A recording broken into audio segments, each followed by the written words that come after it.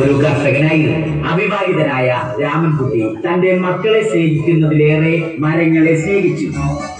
പെട്ടെന്നാണ് രാമൻകുട്ടി ആ കാഴ്ച കണ്ടത്. വഴിയിൽ ഒരു ജാതി മരം വീണ് കിടക്കുന്നു. രാമൻകുട്ടി ഒട്ടും അമാന്തിച്ചില്ല. ആ മരം പൊക്കാൻ ശ്രമിച്ചു.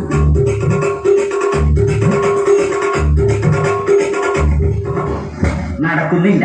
പിന്നെയും പിന്നെയും പൊക്കാൻ ശ്രമിച്ചു.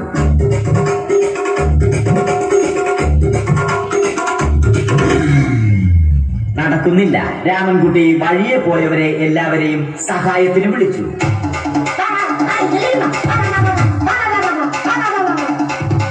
ആരും വന്നില്ല. അവസാനം കുടുംബശ്രീ യൂണിറ്റിൽ തൊഴിലുറപ്പിന് പോകുന്ന പെണ്ണുങ്ങളെ സഹായത്തിന് വിളിച്ചു.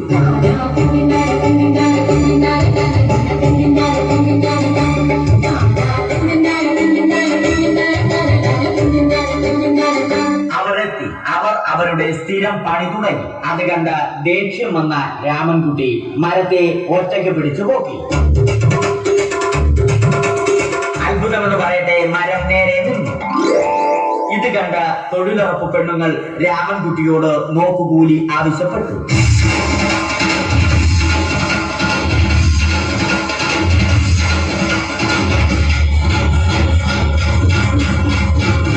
പോക്കറ്റില്ലാത്ത ബനിയൻ ധരിച്ച രാമൻകുട്ടിയുടെ പോക്കറ്റ് വരെ കീറിയിട്ടാണ് പെണ്ണുങ്ങൾ പോയത്.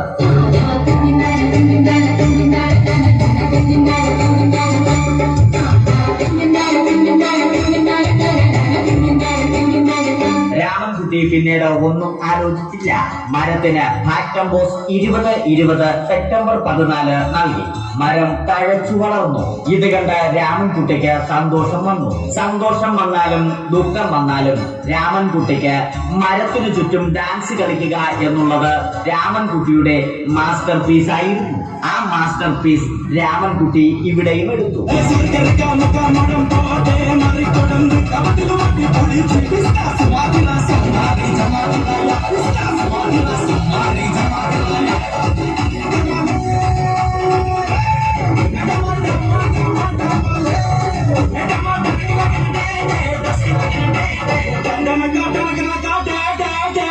രാമൻകുട്ടി ദൈവത്തോടായി പ്രാർത്ഥിച്ചു. നിങ്ങൾ എനിക്ക് ആയുസ്സും ആരോഗ്യവും തരൂ. ഞാൻ മരങ്ങളെ സംരക്ഷിച്ചു കൊള്ളാം. കാരണം മരം ഒരു വരമാണ്. അവന്റെ പ്രാർത്ഥന ദൈവം കേട്ടു. ആ മാവിൽ നിന്നും വീണ തേങ്ങ രാമൻകുട്ടി മോങ്ങാതെ ഇരുന്നു തിന്നു. അപ്പോഴാണ് രാമൻകുട്ടി മറ്റൊരു കാഴ്ച കണ്ടത്. രാഘവൻ വരുന്നു.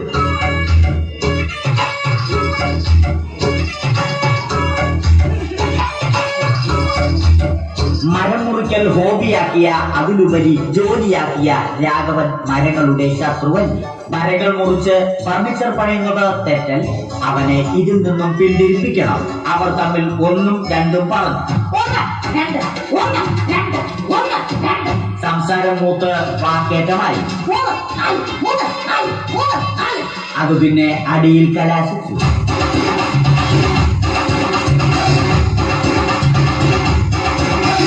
നല്ല മനസ്സിന് ഉടമയായ രാമൻകുട്ടി കംപ്ലീറ്റ് അടിയും വാരിക്കൂട്ടി.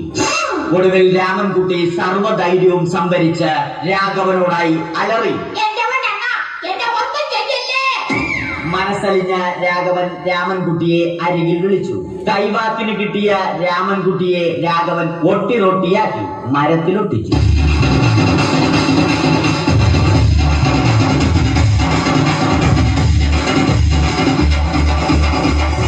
ഇന്നത്തെ പണി കഴിഞ്ഞ രാഘവൻ സംതൃപ്തിയോടെ വീട്ടിലേക്ക് മടങ്ങി.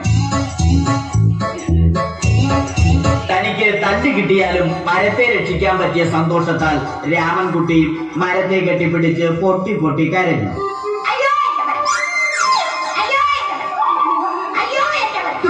കാരണം മരം ഒരു വരമാണ്. കെട്ടിപ്പിടിക്കൽ ഏറ്റുവാങ്ങിയ മരം നാണം കൊണ്ട് ചില്ലകൾ താഴ്ത്തി. മരത്തെ രക്ഷിച്ച ക്ഷീണത്തിൽ രാമൻകുട്ടി മരച്ചുവട്ടിലിരുന്ന് ഉറങ്ങിപ്പോയി. പെട്ടെന്നാണ് അത് സംഭവിച്ചത്. പ്രകൃതി അതിന്റെ തനിക്കോണം കാണിച്ചു തുടങ്ങി. മഴയും കാറ്റും ഇടിയും വന്നു. അതോടൊപ്പം കോളും വന്നു. കോളെടുത്ത് രാമൻകുട്ടി പറഞ്ഞു.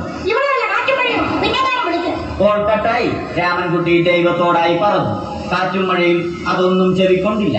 രാമൻകുട്ടിയുടെ മരം ആടി ഉലഞ്ഞു. രാമൻകുട്ടി ദൈവത്തോടായി വീണ്ടും പറഞ്ഞു, മരം ഒരു വരമാണ്, മരത്തെ ഒന്നും ചെയ്യരുത്. വരം കിട്ടിയതുപോലെ രാമൻകുട്ടി തന്റെ ചൂണ്ടുവിരൽ കൊണ്ട് മരത്തെ താങ്ങി നിർത്തി.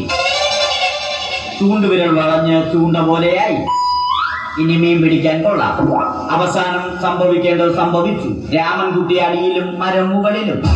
അന്ത്യശ്വാസം വലിക്കുന്നതിനു മുമ്പ് രാമൻകുട്ടി ദൈവത്തോടായി ഇങ്ങനെ പറഞ്ഞു, എന്റെ